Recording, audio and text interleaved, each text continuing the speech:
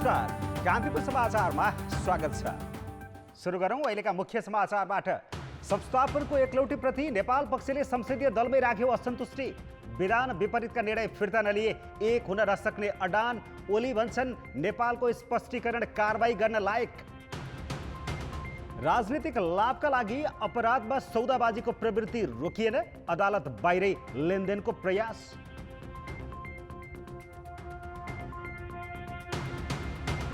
काठमाडौँको आकाश एकाएक तुवालोले ढाकियो। धुवाँ र धुलोले आँखा पोल्ने प्रदूषण, भिजिबिलिटी नहुँदा हवाई उडान ठप्प, डढेलो प्रमुख कारण भएको मौसमविदको भनाई। स्वेज नहरमा फसेको भीमकाय मालवाहक जहाजका कारण विश्व बजारमा दैनिक 10 अर्ब डलरको नोक्सान, जहाज निकाल्न अझै केही दिन लाग्ने। र नेपाल, मलेसिया र नेदरल्यान्ड सम्मिलित T20 सिरिज वैशाख 4 देखि काठमाडौँमा हुने। डबल डाउन रोबिनका आधारमा खेलाउने क्यानको तयारी।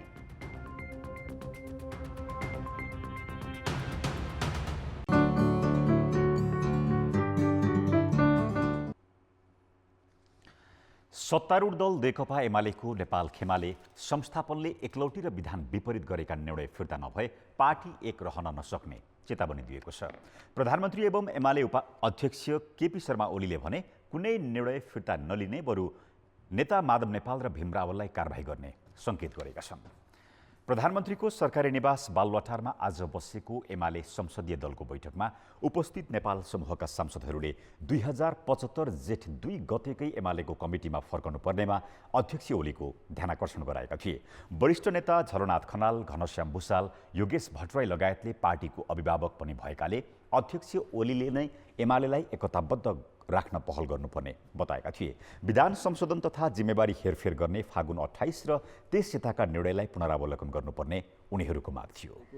सर्वोच्च अदालतको निर्णयले हामीलाई पूर्ववत पार्टीमा फर्काएको अवस्थामा पार्टीको संसदीय दल जसरी पूर्ववत अवस्थामा अगाडि बढ्यो, त्यसै गरिकन पार्टी केन्द्रीय कमिटी र पार्टीका मातहत सम्पूर्ण कमिटीहरू पनि 2075 जेठ 2 गतेको अवस्थामा फर्क्यौँ र त्यहाँबाट नयाँ ढङ्गले पार्टीलाई एकताबद्ध बनाएर लैजाउँ। यसमा मुलुकको प्रधानमन्त्री हुनुको नाताले र यो पार्टीको अध्यक्ष हुनुको नाताले तपाईँले पहल कदमी लिनुहोस्।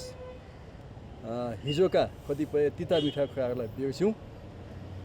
उत्तेजित भएर होइन, संयम र धैर्यताका साथ अगाडि बढ्नुपर्छ, किनभने परिस्थिति निकै खतरा छ, निकै चुनौतीपूर्ण छ।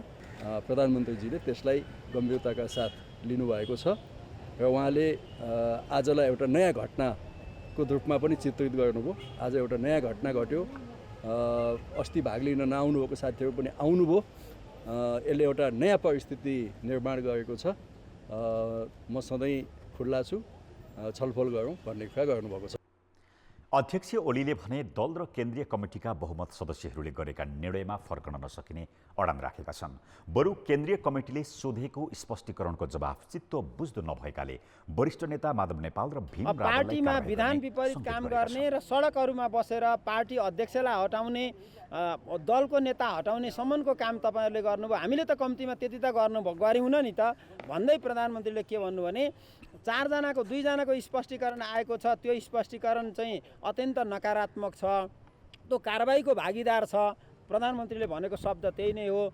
र अरू बाँकी 2 जनाको त्यो कोणबाट नभइकन अत्यन्तै सकारात्मक कोणबाट र त्यो स्पष्टीकरणबाट चाहिँ पार्टीलाई एकडिका राख्न मद्दत पुगोस्, त्यस्तो आशयका साथ स्पष्टीकरण आउने अपेक्षा गर्दछु भनेर पनि प्रधानमन्त्रीले भन्नुभएको छ। त्यसकारण दुईटा आएका स्पष्टीकरणहरू चाहिँ कारबाहीका भागीदार हुन्छन् भनेर उहाँले भन्नुभएको छ। अब कारबाही कुन प्रकृतिको हुन्छ भन्ने कुरा चाहिँ केन्द्रीय कमिटीको आगामी बैठकले निधाउँछ। 28 गते गरेका निर्णयहरू र त्यसपछि भएका संसदीय दलका बैठकहरू, चैत्र 5 गते र चैत्र 7 गते भएको संसदीय दलको बैठकले गरेका निर्णयहरूबाट ब्याक हुन सकिँदैन।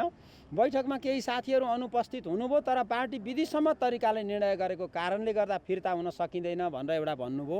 दोस्रो कुरो उहाँले के भन्नुभयो भने हामीले पारित गरेको जुन विधान छ त्यो विधान केन्द्रीय कमिटीले अनुमोदनसम्म पनि गरिसकेको अवस्थामा अब यो विधान चाहिँ हाम्रो पार्टीको संसदीय दलको विधान हो।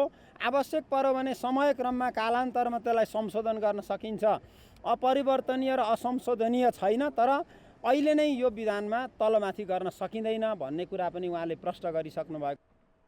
बैठकमा प्रधानमन्त्री ओलीले जारी संसद बैठक छिटै अन्त्य हुने जनाउ दिँदै बजेट अधिवेशन सुरु हुन गइरहेकाले त्यसको तयारीमा जुट्न निर्देशन दिएका छन्। ओली नेपाल दुवै खेमाका सांसदहरू पहिलोपटक संसदीय दलको बैठकमा आम्ने सामने भए पनि आफ्नै तर्कमा अडिग रहे। सर्वोच्च अदालतको फागुन 23 को फैसलाबाट नेकपा खारेज भई एमाले बिउटिए पनि नेपाल समूहले फागुन 28 गतेको ओली पक्षले गरेको निर्णयको विरोध गर्दै दलको बैठक बहिष्कार गर्दै आएको थियो। संसदीय दलको आजको बैठकमा वरिष्ठ नेता खनाल लगायत अधिकांश सांसद उपस्थित भए पनि नेपाल र रावल भने अनुपस्थित रहे।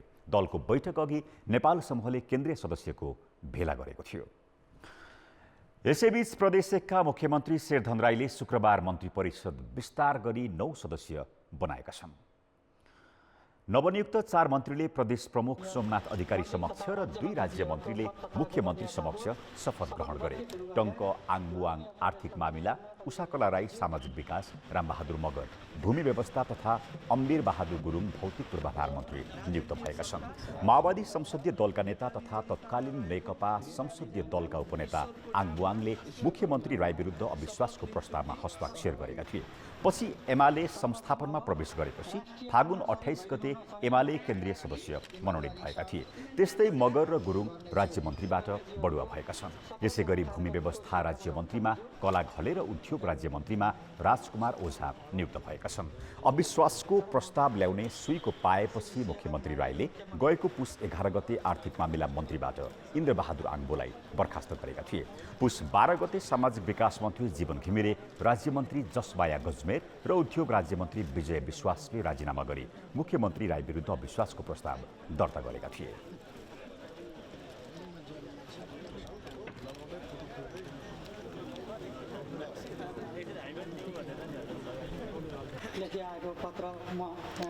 संविधानको कार्यान्वयन सरकारका मुख्य काम मध्येको एक हो, तर प्रधानमन्त्री केपी शर्मा ओली एक पछि अर्को गर्दै संवैधानिक व्यवस्थालाई कुल्चिँदै अघि बढेका छन्। उनले असंवैधानिक रूपमा गरेको प्रतिनिधि सभा विघटनलाई त सर्वोच्च अदालतले रोकिदियो, तर अध्यादेश मार्फत संवैधानिक संरचनालाई परिवर्तन गर्ने ओलीको कदम अझै सचिएको छैन। संवैधानिक आयोगहरूमा पदाधिकारी खाली हुन 1 महिना अघि नै नियुक्ति गर्नुपर्ने संवैधानिक व्यवस्था छ। त्यो प्रावधानलाई सरकारले उपेक्षा गर्दा लोकसेवा आयोग पदाधिकारी विहीन भएको छ। त्यसो त प्रधानमन्त्री ओलीले नियुक्तिको लागि सिफारिस गर्ने संवैधानिक परिषदकै संरचना अध्यादेश मार्फत भत्काउने काम गरे। संवैधानिक निकायमा आफू अनुकूल व्यक्ति पठाउन उनले अध्यादेश ल्याएर सभामुख र प्रतिपक्षी दलको नेता नहुँदा पनि निर्णय गर्न सक्ने प्रावधान राखे। संसदीय सुनवाई गर्नुपर्ने संवैधानिक प्रावधानलाई समेत नजरअन्दाज गर्दै वर्षौंदेखि खाली भएका पदमा संसद विघटनपछि मात्र नियुक्तिको तारतम्य मिलाए। कि हामीले तोकिएका समयभित्र ती पदाधिकारीहरू नियुक्त गर्न भनेर संविधानले तोकेका कार्यभारहरू हामीले समयमा पुरा गर्नै पर्छ। यस अगाडि कहीँ छुटेको छ भने पनि अब हामीले गर्नुपर्छ। तर त्यसका लागि राजनीतिक सहमति यात्रामा सहमत हुन नसक्ने परिस्थिति भएछ, अथवा सरकारले यो कारोस् जसको सरकार छ, अब सरकारकै मूल जिम्मेवारी हो यो पार्ट भन्ने ढङ्गबाट हार्दिकता नभइसकेपछि असुविधा परे। यसबाट शिक्षा लिँदै अब गर्ने भन्दा यसबाट शिक्षा लिँदै भोलि पनि हामी कसैलाई पनि सत्ता भन्ने कुरा होइन, कसैलाई पनि संविधान कार्यान्वयन गर्नमा अलिकति पनि अनिच्छा राख्ने छुट छैन। हुन त सरकारले असंवैधानिक कदम चालेरै प्रतिनिधि सभा विघटन गरेको थियो। सर्वोच्चले त्यो कदम बदर गरिदियो। तर त्यसैको प्रतिशोध पुनर्स्थापित संसदलाई कानुन बनाउनबाटै सरकारले छेक्दै आएको छ। आफै सर्वेसर्वा ठान्ने प्रधानमन्त्रीको यस शैलीले संविधान नै धरापमा पर्न सक्ने संविधानका जानकारहरूको चिन्ता छ। अब अध्यादेश ल्यायो, कस्तो अध्यादेश भने जसका बारेमा चाहिँ संवैधानिक विवाद छ, किनभने यसको जुन मूल्य मान्यता छ त्यो संविधानमा उल्लेखित र संविधान बनाउँदा जुन सोचिएको थियो त्योभन्दा फरक रूपमा गएको छ भन्ने एउटा दृष्टिकोण छ र त्यो दृष्टिकोण धेरै हदसम्म सही दृष्टिकोण हो। त हाम्रो अध्यादेश आज अध्यादेश ल्याएर गऱ्यौँ होला, भोलि अध्यादेश चाहिँदैन। अब यो कसै गरी आखिर प्रधानमन्त्रीको नेतृत्व नेतृत्वमा गर्ने हो। लु गरिदिउँ भन्ने दिन आयो भने के गर्ने त? कानुनको शासन र संवैधानिक पद्धतिको आवश्यकता त्यसैले भएको हो। त यो जति हाम्रो चाहिँ ढिलो ढालो हुने र अन्य किसिमका स्वार्थहरूका कारणले गर्दा काम गर्ने वातावरण क्रमशः चाहिँ यो कुरूप भइसकेको अहिलेको अवस्था हो। त त्यसलाई सच्याउनुपर्छ। संविधान कार्यान्वयनको मुख्य जिम्मेवारी सरकारको हो, तर उसैले संवैधानिक संरचना भत्काउने र राज्यका अङ्गहरूको शक्ति सन्तुलन खलबलाउने गर्दा व्यवस्था कसरी जोगिएला र? कान्तिपुर समाचारका लागि क्यामेरामा श्याम श्रेष्ठका साथ पर्वतराज घिमिरे र दीपक आचार्य, काठमाडौँ। जिल्ला अदालत सुनसरीबाट बलात्कार अभियोगमा सफाई पाएका सिद्ध बाबा भनिने कृष्णबहादुर गिरीलाई उच्च अदालत विराटनगरले 15 दिनभित्र झिकाउने आदेश दिएको छ। न्यायाधीश 2 प्रेमराज ढकाल र रेणुका शाहको इजलासले सिद्ध बाबालाई झिकाउने आदेश दिएको उच्च अदालतका सूचना अधिकारी ओम सुवेदीले जानकारी दिएका छन्। जिल्ला अदालत सुनसरीले गिरीलाई सफाई दिएपछि उच्च सरकारी वकिलको कार्यालयले फागुन 28 गते पुनरावेदन गरेको थियो।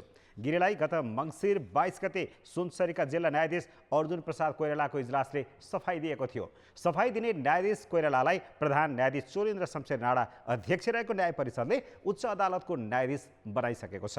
2076 कार्तिक 4 गते राति सिद्ध बाबाले करणी गरेको भने 2076 मङ्सिर 11 गते सिद्ध बाबाकी एक महिला अनुयायीले जाहेरी दिएकी थिइन्। ब्रेकपछि समाचारमा स्वागत छ। काठमाडौँ उपत्यका र आसपासको क्षेत्रमा प्रदूषणको मात्रा हत्तै बढेको छ। प्रदूषणको मात्रा अत्याधिक बढी हावामा मानव स्वास्थ्यका लागि हानिकारक मानिने धुलोका कण समेत भेटिएपछि स्वास्थ्य मन्त्रालयले सकेसम्म घर बाहिर ननिस्कन आग्रह गरेको छ।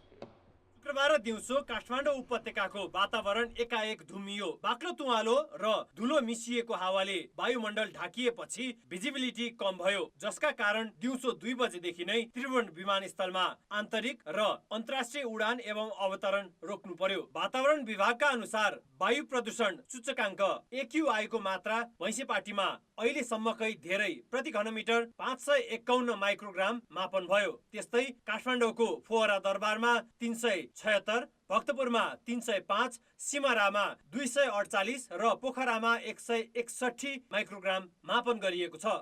हावामा AQI को मात्रा प्रति घनमिटर 40 माइक्रोग्राम राष्ट्रिय मापदण्ड भित्र पर्छ।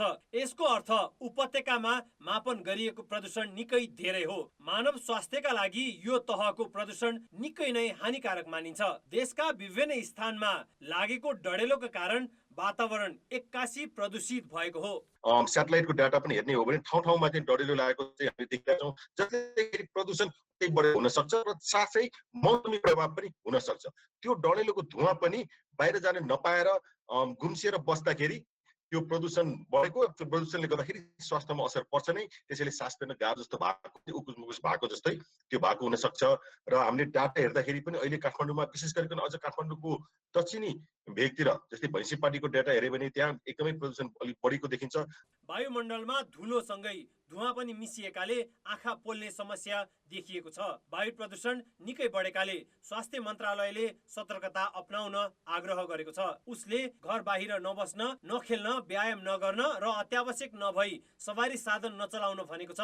घर बाहिर निस्किनु पर्ने अवस्थामा मास्क अनिवार्य प्रयोग गर्न आग्रह गरिएको छ। वरिपरि घेरिएको कचौरा जस्तो काठमाडौँ उपत्यकाबाट प्रदूषित हावा, बर्सात वा ठुलो खालको बतास नचली नहट्ने मौसम पूर्वानुमान महाशाखाले जनाएको छ। डढेलो दिएपछि धुवाको समस्या समाधान हुन्छ र जहाँसम्म ज्वालोको समस्या छ यो चाहिँ वर्षा नभइकन हुने देखिँदैन।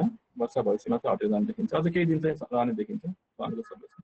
उपत्यकामा वायु प्रदूषणको मात्रा यसअघि प्रति घनमिटर 350 माइक्रोग्रामबाट नाघेको थिएन। शुक्रबार 551 पुग्नु भनेको स्थिति निकै भयावह हुनु हो। तर प्रदूषण कम गर्न कुनै पहल गरिएको छैन। कान्तिपुर समाचारका लागि क्यामेरामा पशुपति बुढाथोकीका साथ सुबिन्द्र श्रेष्ठ, काठमाडौँ। काठमाडौँ उपत्यका र आसपासको क्षेत्रमा आज देखिएको तुवालोका कारण आन्तरिक उडान र बाह्य उडान नै प्रभावित बनेको छ। यसै विषयमा थप कुराकानीका लागि यति बेला नेपाल उड्डयन प्राधिकरणका प्रवक्ता राजकुमार छेत्री हाम्रो प्रत्यक्ष सम्पर्कमा जोडिनु भएको छ। प्रवक्ताज्यू, स्वागत छ यहाँलाई कान्तिपुर समाचारमा। धन्यवाद। तुवालोका कारण आज त्रिभुवन विमानस्थलमा उडान र अवतरण प्रभावित बन्यो। अहिलेको अवस्था के छ? अब अहिले अघि 2 बजेबाट झन्डै 2 घन्टा 45 मिनट फ्लाइट डिस्टर्ब भयो। काठमाडौँ त्रिभुवन अन्तर्राष्ट्रिय विमानस्थल बन्दै गर्नु पर्यो यो स्मोक धुवाँले गर्दाखेरि। त्यति बेला हाम्रो चाहिँ फ्लाइटहरू अलिअलि डिस्टर्ब भए। त्यसपछि 4:45 पछि त फ्लाइटहरू नर्मलै भइरहेछन्। अब त्यो 2 घन्टा 45 मिनटको समयमा चाहिँ इन्टरनेसनल फ्लाइट 4वटा फ्लाइट खास गरी चाहिँ त्यसले ह्याम्पर गर्यो। जस्तो एनएससी को जहाज नारिताबाट आउँदै थियो भने त्यो आधा घन्टा होल्ड गरेर मात्रै ल्यान्ड गर्यो। त्यस्तै हिमालयन एयरलाइन्सको जहाज दमामबाट आउँदै थियो, त्यो पनि आधा घन्टा 35 मिनट होल्ड गरेर ल्यान्ड गर्यो। क्याथे पेसिफिक हङकङबाट आएको जहाज चाहिँ यहाँ ल्यान्ड गर्न नसकेर दिल्ली फर्क्यो र अहिले मलाई खबर आयो दिल्लीबाट फेरि हङकङ नै फर्क्यो भनेर। र फ्लाइ दुबई अघि बेलुका फ्लाइ दुबई भिजिबिलिटी 2800 मिटर चाहिनु पर्नेमा 2200 मिटर भएकोले फ्लाइ दुबई लखनऊ डाइभर्ट भयो। र डिपार्चर फ्लाइटमा चाहिँ इन्टरनेसनल डिपार्चर फ्लाइटमा एउटा फ्लाइट एयर इन्डियाको फ्लाइट 1 घन्टा ग्राउन्डमा होल्ड गर्नु पर्यो अनि 1 घन्टा पछि भिजिबिलिटी भनौँ मिनिमम भिजिबिलिटी जुन रिक्वायरमेन्ट हो त्यो पुगेपछि अनि त्यो दिल्लीको लागि उड्यो। त्यस्तै मैले अघि 5 बजेसम्म बुझ्दाखेरि डोमेस्टिक फ्लाइट चाहिँ 22वटा चाहिँ क्यान्सल भएको मैले चाहिँ जानकारी पाएँ। अब यो तुवालो भोलिसम्म कायम रह्यो भने भोलि पनि त प्रभावित बन्ला उडान र अवतरणहरू। अब भोलिसम्म कायम रह्यो भने भोलि पनि फ्लाइट हुन सक्ला। तर अहिलेको टेन्डेन्सी हेर्दाखेरि यो अलिकति घट्दै गएको हो कि तुवालो अलिअलि इम्प्रुभ घटेको हो कि भिजिबिलिटी केही इम्प्रुभ हो कि भन्ने सङ्केतहरू चाहिँ देखेको छ। यो अब यद्यपि यो त मौसम विभागलाई थाहा हुने कुरा भयो, तर पनि उहाँहरूलाई पनि यो डढेलोले गर्दाखेरि उहाँहरू पनि अलिकति उनै होला। अब यो चाहिँ अब आज चाहिँ 81 यो चाहिँ तुवालो मैले बुझेअनुसार ललितपुर र मकवानपुरलाई बेसी इफेक्ट गर्यो। तर चितवन राष्ट्रिय निकुञ्जबाट स्मोक आएर सर्वप्रथम भरतपुर विमानस्थललाई असर गर्यो। भरतपुर विमानस्थल आज दिनभरि नै बन्द रहे। त्यसपछि सिमरा पोखरा हुँदै काठमाडौँलाई असर गर्यो आज। हस् प्रवक्ताजी, धन्यवाद जानकारीका लागि। उहाँ हुनुहुन्थ्यो नागरिक उड्डयन प्राधिकरणका प्रवक्ता राजकुमार छेत्री। आज तुवालोका कारण आवागमन विशेष गरी उडान अवतरण र आवागमन अवरुद्ध भएको थियो। यसै विषयमा थप कुराकानीका लागि हामीसँग सम्पर्कमा जोडिनु भएको थियो। मुलुकको प्रमुख प्रशासनिक केन्द्र सिंहदरबार सुरक्षाका दृष्टिले निकै संवेदनशील मानिन्छ। त्यही कारण त्यहाँ चारैतिर अग्लो पर्खाल मात्र लगाइएको छैन, बाक्लो सुरक्षा तैनाथी पनि छ। तर त्यही सिंहदरबार आसपासको क्षेत्रमा सुरक्षा जोखिम हुने गरी अग्ला भवन ठड्याउने क्रम बढेको छ। यो होडमा सरकारी संस्था समेत संलग्न छन्। अति विशिष्ट पदाधिकारीका कार्यालय, निवास लगायत सुरक्षा संवेदनशीलता भएका स्थानमा अग्ला भवन बनाउन नपाइने सरकारी मापदण्ड छ। यस्ता क्षेत्रमा अग्ला भवन बनाउन नपाइने मापदण्ड काठमाडौँ उपत्यका विकास प्राधिकरणले 10 वर्ष अघि बनाए पनि त्यस्ता भवन भत्काइएको छैन। बरु काठमाडौँ महानगरले नै नक्सा पास गरेर बनाउन दिइरो आएको छ। पछिल्लो समय संस्था समेत अग्ला भवनको होडमा देखिएका छन्। शहरी विकास तथा भवन निर्माण विभागले सिंहदरबार छेउमा गत वर्ष 17 करोड खर्चेर 8 तले भवन बनाएकामा आयल निगमले त्यसलाई उछिनेर 12 तले भवन ठड्याउन लागेको छ। उसले 2 अर्ब खर्चेर भवन बनाउन लागेको स्थानको दूरी सिंहदरबारबाट 100 मिटर पनि छैन। यो डबल बेसमेन्ट हुन्छ, दुईटा चाहिँ अन्डरग्राउन्ड हुन्छ भने माथि त्योभन्दा माथि 10 तल्ले बिल्डिङ हुन्छ। यो समग्रमा 12 तल्लेको हिसाबले हो। टेन्डर आह्वान गरिसकेपछि यो अब यो प्रक्रियामा गइसक्यो बुझौँ होइन। अब जसै चाहिँ टेन्डर चाहिँ यो खुलिसकेपछि यसको टाइम अफ कम्प्लिसन चाहिँ के हो भने हाम्रो 30 महिना 2.5 वर्षको चाहिँ यसको यो time of completion project time period भनेर जुन हामीले राखेको हुन्छौँ, प्रोजेक्टको त्यो अवधि समय अवधि जो चाहिँ 30 महिनाको रहन्छ। सिंहदरबार स्थित राष्ट्रिय अनुसन्धान विभागको 20 मिटरकै दूरीमा बनाइएको यस 10 तले भवन इमरो प्लाजा होटल सञ्चालनमा छ, जसले सुरक्षा जोखिम हुने भनी 1.5 वर्ष अघि काठमाडौँका तत्कालीन प्रमुख जिल्ला अधिकारी रामप्रसाद आचार्यको संयोजकत्वमा गठित समितिले अधिग्रहण गर्न सुझाव दिएको थियो। उसले सिंहदरबार आसपासका अरू अग्ला भवन भत्काउन र सिंहदरबारको 200 मिटरदेखि 500 मिटरसम्म 7 तला भन्दा अग्ला भवन बनाउन नदिन भनेको थियो। बाहिरका भवन अग्ला हुँदा सिंहदरबार भित्रका गतिविधि सूक्ष्म रूपमा निगरानी भई त्यसले सुरक्षा चुनौती बढाउने जोखिम हुन्छ। सुरक्षा मामिलाका जानकारहरू सिंहदरबारलाई नै सुरक्षा जोखिम हुने गरी भवन निर्माण हुनुमा राज्य संयन्त्रमा ठेकेदार हाबी भएको भन्छन्। यो सामान्य ज्ञानकै कुरा हो, सामान्य कमन सेन्सको कुरो हो। अब यसमा के प्रयोजनको लागि, कुन चाहिँ बेनिफिटको लागि वा कुन चाहिँ उसको लागि गरिराखेको छ त्यो चाहिँ अब भन्न सकिँदैन। यसले सुरक्षामा त डेफिनेटली दिन्छ अहिले, किनभने अब्स्ट्रक्सन आउने बित्तिकै तपाईँको अथवा त्यसले हेर्ने रेन्जभित्र पर्ने बित्तिकै त केही न केही त्यसको मोनिटरिङ हुन सक्ने अवस्था होला, त्यसलाई नजिकमा तपाईँको त्यसको गतिविधिलाई निहाल्न सकिने अवस्थाहरू होला। मुलुकको पूर्ण समृद्धि हासिल हुन्छ भन्ने त लाग्दैन कि अरू भ्यालुजहरू पनि छन्, अरू नर्म्सहरू पनि छन् जसलाई मेन्टेन गर्नुपर्ने हुन्छ। सुरक्षा संयन्त्रले दिएको सुझाव र प्राधिकरणले बनाएको मापदण्ड सरकारी निकाय र संस्थाले नै कार्यान्वयन गर्दैनन् भने त्यो कसका लागि भन्ने प्रश्न उब्जिएको छ। कान्तिपुर समाचारका लागि क्यामेरामा राजेन्द्र महर्जन र सञ्जय लुइटेलका साथ अञ्जना लामिछाने, काठमाडौँ। आज कोरोना भाइरसका 156 सङ्क्रमित थपिएका छन्। ती मध्ये 66 जना काठमाडौँ उपत्यकाका हुन्। सङ्क्रमित मध्ये थप 4 जनाले ज्यान गुमाएको स्वास्थ्य मन्त्रालयले जनाएको छ। सङ्क्रमणका कारण ज्यान गुमाउनेको सङ्ख्या 3024 पुगिसकेको छ। सङ्क्रमण दर बढ्न थालेका कारण सार्वजनिक यातायातमा स्वास्थ्य सुरक्षा सावधानीमा कडाई गरिने भएको छ। जिल्ला प्रशासन कार्यालय काठमाडौँले आज यातायात व्यवसायी, श्रमिक र ट्राफिक प्रहरीलाई बोलाएर छलफल गरी मापदण्ड कडाईपूर्वक कार्यान्वयन गर्न निर्देशन दिएको छ। निर्देशन अनुसार सार्वजनिक यातायातमा मास्क अनिवार्य गरिएको छ। यस्तै सिट क्षमता अनुसार मात्र यात्रु राख्न पाइनेछ।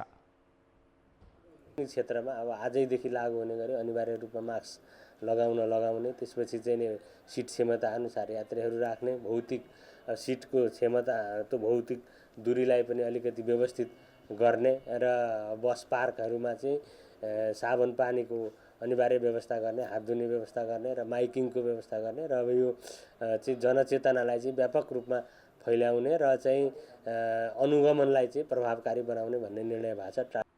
छिमेकी देश भारतमा नयाँ प्रकारको भाइरस फैलिएपछि नेपालमा पनि 1.5 महिना यताकै सङ्क्रमण दर उच्च भएको छ। तर नेपालमा देखिएको भाइरस नयाँ प्रकारको भए नभए बारे भने परीक्षण हुन सकेको छैन।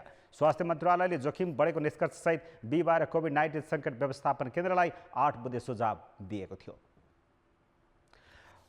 प्रधानमन्त्री केपी शर्मा ओलीले शुक्रबार भर्चुअल माध्यमबाट मेरो देश मेरो उत्पादन अभियानको शुभारम्भ गरेका छन्। उद्योग सङ्गठन मोरङले सुरु गरेको अभियानको शुभारम्भ गर्दै प्रधानमन्त्री ओलीले यो सानो नाराभित्र हाम्रा ठुला ठुला सपना समेटिएको बताए। मेरो देश मेरो त्यसभित्र यस नाराभित्र यस एउटा सानो लोगोभित्र हाम्रा ठुला उद्देश्यहरू, हाम्रा ठुला दृष्टिकोणहरू र हाम्रा ठुला सङ्कल्पहरू समेटिएका छन् भन्ने मैले विश्वास लिएको छु। मेरो देश मेरो उत्पादन अभियानको सानो लोगोले औद्योगिक र उद्योग क्षेत्रमा गर्नुपर्ने काम, रोजगारी सृजना गर्ने, आत्मनिर्भर हुने जस्ता विषय समेटेको प्रधानमन्त्री ओलीले विश्वास व्यक्त गरे।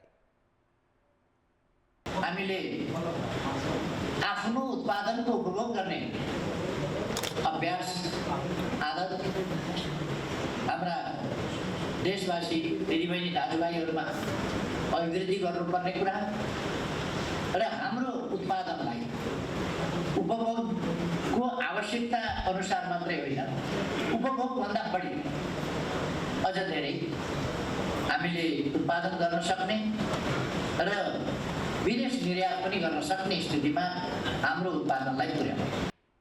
यो अभियानले स्वदेशी कच्चा पदार्थको प्रयोग बढाउने, स्वदेशी श्रम र सिपको प्रयोग बढ्दा व्यक्तिको आम्दानी वृद्धि गर्नुका साथै उत्पादनका माध्यमबाट नेपालको पहिचान विश्वमा बढाउने प्रधानमन्त्री ओलीको भनाइ छ। अन्य मुलुकबाट आयात भएका प्रशोधित खानेकुराले मानिसको स्वास्थ्यमा नोक्सानी पुर्याउनका साथै सम्पत्तिको समेत क्षति भइरहेको भन्दै प्रधानमन्त्री ओलीले त्यस्ता वस्तुको आयात घटाउन व्यवसायीसँग आग्रह गरे। अब बाँकी समाचार। सुशासन र दण्डहीनता रोक्ने पहिलो जिम्मेवारी सरकारकै हो, तर पछिल्ला कतिपय घटनामा गैर कानुनी क्रियाकलाप रोक्नेदेखि दोषीलाई कानुनी कठघरामा उभ्याउनु पर्ने राज्य संयन्त्र र राजनीतिक नेतृत्व नै उन्मुक्तिको आश्वासन बाँड्दै हिँडेको छ। जघन्य अपराधमा अदालतले दोषी ठहर गरी कैद सजाय कटाइरहेका व्यक्तिलाई सत्ता लेनदेनको विषय बनाएर गृहमन्त्री नै सडकमा पुग्नुले पीडितको घाउमा नुनचुक छर्कने काम भएको छ। कैलालीको टिकापुरमा 2072 भदौमा 2 वर्षे बालक र 8 प्रहरीको हत्या भएको घटनामा 2 तहका अदालतबाट दोषी ठहर भई कैद सजाय भोगिरहेका रेशम चौधरीको रिहाईको माग गर्दै बिहिबार माइतीघर मण्डलामा धरना भएको थियो। त्यही बेला गृहमन्त्री रामबहादुर थापा विरोध स्थलमा पुगेर चौधरी लगायतलाई छुट दिनुपर्ने माग पत्र बुझेर पहल गर्ने आश्वासन दिए। अब प्रश्न उठ्छ, जिल्ला र उच्च अदालतसम्मले जन्मकैद सुनाएपछि कैद सजाय भोगिरहेका चौधरीलाई छुटाउन गृहमन्त्री थापाले कहाँ पहल गर्छन्? के न्यायिक प्रक्रिया बिना सरकारले चाहेकै भरमा चौधरी छुट्न सक्छन् त? चौधरी मात्रै होइन, प्रतिपक्षी कङ्ग्रेसका सभापति शेरबहादुर देउवाले पनि 2 साता अघि त्यही शैली अपनाएका थिए। उनले रौतहटमा इटा भट्टामा जिउँदै मान्छे जलाएको अभियोगमा पूर्वपक्षका लागि थुनामा रहेका पूर्व मन्त्री अफ्ताब आलमलाई छुटाउन पहल गर्ने भाषण गरेर हिँडे। वर्षौं लामो अनुसन्धानपछि जघन्य अपराधको आरोपमा पक्राउ परेका अफ्ताबलाई के देउवाले चाहँदैमा छुटाउन सक्छन्? त्यस्तै जाउलाखेल बम विस्फोट र मोरङमा शिक्षक हत्या जस्ता जघन्य अपराधको अभियोगमा थुनामा रहेका नेत्र विक्रम चन्द समूहका कार्यकर्तालाई समेत सरकारले वार्ताका क्रममा रिहाईको आश्वासन दिएको छ। चौधरी आलम वा चन्द समूहका कसैलाई पनि कानुनी रूपमा सरकारले चाहँदैमा छोड्ने कानुनी बाटो छैन। तर सत्ता स्वार्थका लागि अपराधलाई राजनीतिक आवरणमा छुट दिन सक्दो प्रयास भइरहेको चाहिँ यसले प्रश्न देखाउँछ। गरिब मान्छेले सामान्य 500 रुपियाँ चोरी गर्यो भने उसलाई कुनै क्षमा हुँदैन। भोक लागेर वास्तवमा औषधि नपाएर उसले त्यो औषधि उपचार गर्नलाई गरे चोरी भने उसलाई क्षमा हुँदैन। तर मान्छेलाई ल चिम्नीमा हाल्ने मान्छेहरूलाई म क्षमा दिलाउँछु भन्दै शेरबहादुर देउवाजी नै हिँडिरहनु भएको छ है। रेशम चौधरी जसले त्यत्रो बालबालिका सहित 8 जना मान्छेको ठुलो एउटा नृशंस भन्नुहोस् न एउटा जघन्य अपराध भएको छ, त्यो मान्छेलाई छुटाउन सरकार लागिरहेछ। सरकारलाई प्रतिनिधित्व गर्ने राजनीतिक दलका मान्छेहरू उसलाई गएर भेटिरहनु भएको छ। भन्दा यहाँनिर के हो त भन्दाखेरि कानुनको अगाडि सबै समान हुनेछन् भनिसकेपछि कानुनको विभेदपूर्ण प्रयोग चाहिँ गर्न कसैले पनि पाउँदैन। पीडितलाई न्याय दिन राज्य संयन्त्रले गरेको अथक प्रयासलाई अदालत बाहिरै उल्ट्याउने प्रयासले अपराधीको मनोबल बढाउने र पीडितले जहिले शिर निहुराएर हिँड्नुपर्ने अवस्था आउन सक्छ। सरकार र दलीय नेतृत्व नै सत्ता स्वार्थले अपराधमा सौदाबाजी गर्न तम्सिँदा राज्य र कानुनको दायित्वलाई समेत गिज्याइरहेको छ। भोलिको दिन राजनीतिक तहमा बसेका मान्छे, शक्तिमा बसेका मान्छेले जे पनि गरे हुन्छ, मान्छे मारे हुन्छ, या जे गरे पनि हुन्छ भन्ने मेसेज गयो भने भोलि दिन प्रहरीले किन समात्ने? होइन, प्रहरीले किन समात्ने? र तपाईँको अपराध अनुसन्धान गर्ने जुन एजेन्सीवाला अनुसन्धान किन गर्ने? यसको सबभन्दा ठुलो नेगेटिभ मेसेज चाहिँ तपाईँको अपराध अनुसन्धान गर्ने जुन एजेन्सीहरू छ यसमा चाहिँ एकदमै नराम्रो, यसको मनोबलमा असर गर्छ, यसले यसको काम कारबाहीमा असर गर्छ। यसले यावत तपाईँको अर्गनाइजेसनलाई मलाई लाग्छ तपाईँको एक किसिमको सेकअप गर्छ कि यसले अर्गनाइजेसनलाई हल्ला लाग्छ यस्ता कुराहरूले भन्छु म त। अपराध रोक्ने र पीडितलाई न्याय दिँदै सबै खाले समस्या समाधान गर्न सरकार र राजनैतिक तहबाट पहल हुनु स्वाभाविक हो। तर राजनैतिक लाभहानिका लागि अपराधको राजनीतिकरण गर्नु कुनै पनि सभ्य समाजका लागि सुहाउने विषय हुँदै होइन। कान्तिपुर समाचारका लागि क्यामेरामा विकास जोशीका साथमा रमेश धमला, काठमाडौँ। वैदेशिक रोजगारीमा जाने युवाले अभिमुखीकरण लिनुपर्छ, तर अनुमति लिएका कतिपय संस्थाले भने तालिम नै नदिई प्रमाणपत्र बेच्ने गरेका छन्। त्यति मात्र होइन, इजाजत नै नलिएका कम्पनीले श्रमिकलाई रोजगारीमा पठाउने गरेको विकृति समेत छ। 8 महिनामा 34 करोड रुपियाँभन्दा बढी ठगेको उजुरी परेको छ। वैदेशिक रोजगारीमा जान पूर्व श्रमिकले अनिवार्य रूपमा अभिमुखीकरण लिनुपर्ने व्यवस्था कार्यान्वयनका लागि सरकारले विभिन्न कम्पनीलाई अनुमति दिएको छ। वैदेशिक रोजगारीमा ध्यान दिनुपर्ने विषयबारे श्रमिकलाई जानकारी गराउन अभिमुखीकरणको व्यवस्था गरिएको हो। विदेश पुगेका श्रमिक अप्ठ्यारोमा नपरुन् भन्ने यसको मुख्य ध्येय हो। तर यस्ता संस्थाहरूमा भने अभिमुखीकरण सञ्चालन नै नगरी प्रमाणपत्र बेच्ने विकृति मौलाएको छ। वैदेशिक रोजगार विभागले आफ्नो छानबिनबाट यो विकृति पुष्टि भएपछि त्यस्ता 10 वटा संस्थाको आर्थिक कारोबार रोक्का गरेको छ। उसले अरू केही संस्थामाथि पनि छानबिन गरिरहेको छ। हामीले अहिलेसम्म चाहिँ 10 वटा चाहिँ यस्ता अभिमुख संस्थाहरूलाई चाहिँ हाम्रो कारबाहीको दायरामा ल्याएको छौँ। अब त्यसमा नै अनुसन्धान भइरहेको छ, के कसो हुन्छ होइन। अहिले उनीहरूको 10 वटा चाहिँ अभिमुखीकरण संस्थाको चाहिँ अहिले कारोबार रोक्का गरेको छ। उनीहरूले अब त्यो सर्टिफिकेट इस्यु गर्न अथवा पढाउन पाउँदैनन्। मुख्य कुरा चाहिँ मान्छेहरूलाई नपढाइकन अथवा अभिमुखीकरण तालिम नदिइकन चाहिँ तिनीहरूले त्यो सर्टिफिकेट इस्यु गरे भन्ने आशा हो। मतलब इस्यु त्यो विभागका अनुसार साउन यता करिब 30,000 युवाले तालिम लिएको देखिन्छ। तर तीमध्ये कतिले कक्षामा सहभागी नै नभई प्रमाणपत्र किनेका हुन् भन्ने यकिन भएको छैन। तालिम बिनै प्रमाणपत्र बेच्ने गरिएको असर कतिपय श्रमिकले वैदेशिक रोजगारीमा पुगेपछि खेप्ने गरेका छन्। योभन्दा अर्को डर लाग्दो के भने विभागबाट इजाजत नै नलिएका कम्पनी समेत युवालाई वैदेशिक रोजगारीमा पठाउने धन्दामा लागेका छन्। यस्ता कम्पनीले शैक्षिक परामर्शदाताको मिलेमतमा यो धन्दा चलाइरहेको उजुरी परेको छ। आकर्षक रोजगारीको प्रलोभन देखाएर ठगी गर्ने क्रम बढेपछि विभागमा उजुरीको चाङ नै लागेको छ। पैसा माग्दाखेरि 1.5 लाख रुपियाँ हालेको थियो, त्यतिखेर पैसा माग्दाखेरि भोलि दिन्छु के अरे 1 महिना बादमा दिन्छु भन्यो। 1 महिनापछि फोन गर्दाखेरि अहिले चाहिँ फोन गऱ्यो भने 2-3 दिनमा हुन्छ भाइ भन्छ, फोन काटिहाल्छ, अर्को कुरा गर्दैन, मान्छे भेट्दिन अफिस गयो भने त्यही छ। साउन यताको 8 महिनामा 34 करोड रुपियाँ ठगीको उजुरी परेपछि विभागले 1 दर्जनभन्दा बढी कम्पनीको कागजात नियन्त्रणमा लिई छानबिन गरिरहेको छ। दोषी कम्पनीमाथि विभाग निर्मम रूपमा प्रहार नभएकाले वैदेशिक रोजगारीको क्षेत्रमा ठगी बढेको हो। कान्तिपुर समाचारका लागि क्यामेरामा हरिशरण तिमिलसेनाका साथ सुमन पन्थ, काठमाडौँ।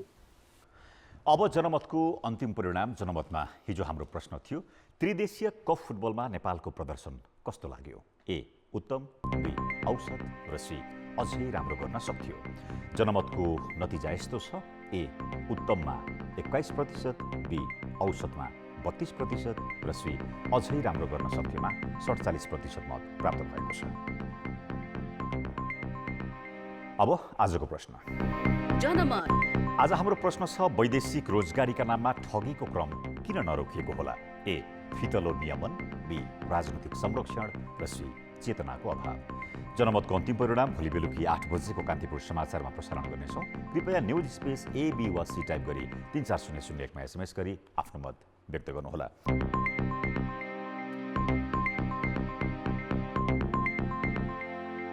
नमस्कार, कान्तिपुर खेलकुद समाचारमा स्वागत छ। नेपाल, मलेसिया र नेदरल्यान्ड्स सम्मिलित अन्तर्राष्ट्रिय T20 सिरिज काठमाडौँमा हुने भएको छ। नेपाल क्रिकेट सङ्घ क्यानले आज आफ्नो फेसबुक पेजबाट एक विज्ञप्ति सार्वजनिक गरी प्रतियोगिता वैशाख 4 देखि वैशाख 11 गतेसम्म त्रिवी मैदान कीर्तिपुरमा हुने जनाएको हो। डबल राउन्ड रोबिनका आधारमा हुने प्रतियोगितामा शीर्ष 2 टिमले फाइनल खेल्नेछन्। नेपालले खेल्ने भनिएको आइसिसी विश्व क्रिकेट लिग 2 अन्तर्गत ओमान र अमेरिकासँग खेल्ने तालिका कोरोना भाइरसका कारण स्थगित भएको थियो। फागुनमै कतारसँग हुने भनिएको T20 सिरिज पनि कोरोनाका कारण स्थगित भएको थियो। त्रिदेशीय फुटबल प्रतियोगिता अन्तर्गत नेपालले आफ्नो दोस्रो खेल भोलि बङ्गलादेशसँग खेल्दैछ। फाइनल प्रवेशका लागि नेपाललाई बराबरीको नतिजा पर्याप्त हुनेछ। राष्ट्रिय फुटबल टिमका प्रशिक्षक बाल गोपाल महर्जनले बङ्गलादेशलाई हराउने दाबी गरेका छन्। उनले आज कान्तिपुर समाचारसँग कुरा गर्दै जितका लागि अग्रपङ्क्तिमा सुधार गर्ने बताए। बिहिबार आफ्नो पहिलो खेलमा अधिकांश समय बलमा पकड बनाए पनि नेपालले किर्गिस्तानको अन्डर-23 टोलीसँग गोलरहित बराबरी खेलेको थियो। नेपालले विपक्षीको पोस्टमा एउटा पनि खतरनाक प्रहार गर्न सकेको थिएन। अघिल्लो खेलमा देखिएका कमी कमजोरीलाई बङ्गलादेशको खेलमा सुधार गर्ने महर्जनले बताए। उनका अनुसार टिममा परिवर्तन पनि हुने छैन। हिजोको कमी कमजोरीलाई मध्यनजर गरी अस्तिको जुन किर्गिस्तान र बङ्गलादेशको म्याचलाई पनि अवलोकन गरिकन भोलिको टिमको लागि तयारीको अवस्था छ। लगभग खेलाडी हाम्रो टिम सबै नै पर्फर्मेन्स वाइज भोलि अझ रिजल्टको लागि खेल्छौँ होइन। लगभग अब हामी जितको लागि नै खेल्छौँ, तसर्थ त्यसै जितेर हामी फाइनलको लागि नै हामी लक्ष्य छ हाम्रो। कान्तिपुर खेलको समाचार अहिलेलाई यति नै। मौसम सम्बन्धी जानकारी।